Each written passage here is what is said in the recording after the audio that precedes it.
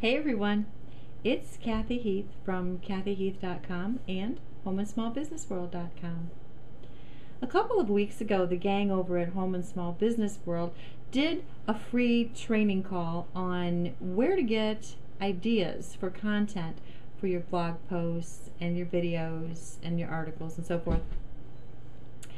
And I've had a few people ask me if I could elaborate on the tip that I shared, which was publications, magazines, things like that.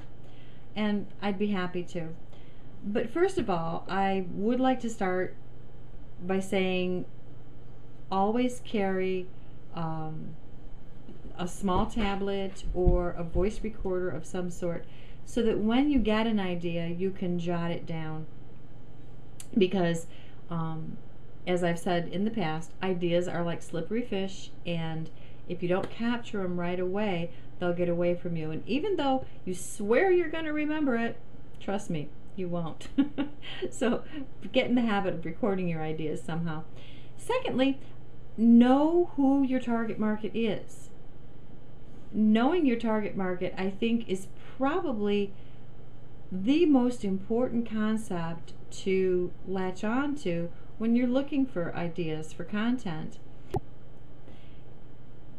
There are magazines for pretty much every area of interest out there, from cross-stitching and needlepoint to parenting to bicycle riding to fitness to woodworking to cars.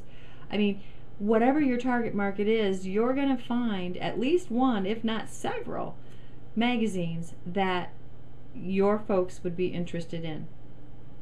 Now, the headlines of those magazines are going to tell you what the hot topics are in your target market. They're current, they're fresh, and sometimes just seeing the headline is going to be enough for you to have an idea, jot it down, and create a piece of content. Other times you may want to pick up the magazine, kind of leaf through it and say, oh, this is what they're talking about. Jot that part of it down. And there may be those instances where you actually need to purchase the magazine to take it home. Now, don't get nervous, because I know there are a lot of folks out there who are concerned about, magazines are expensive, and spending $15, $20, $25 even a month on magazines sounds to them like it's maybe not be something that they'd like to do. But remember, you can always go to your public library. They've got all the magazines there. They even have a photocopy machine, so if it's an article that you want to take home, you can go ahead and photocopy that and do that. The really neat thing about using publications like magazines for content ideas is that the editors and the writers and the staff of that magazine have already done all the research, saving you tons of time. All of the statistics you need, all of the pertinent information is right there in the article. You can pull out those little kernels of information and build your content around it. A word of caution though, don't plagiarize. Always cite your source. If you spot something in Entrepreneur magazine, for instance, mention that you saw it in an article in Entrepreneur about such and such and such, and then build your content around that. Always give credit for the work that's done to the people that did it. That's only fair. You would want the same thing in return.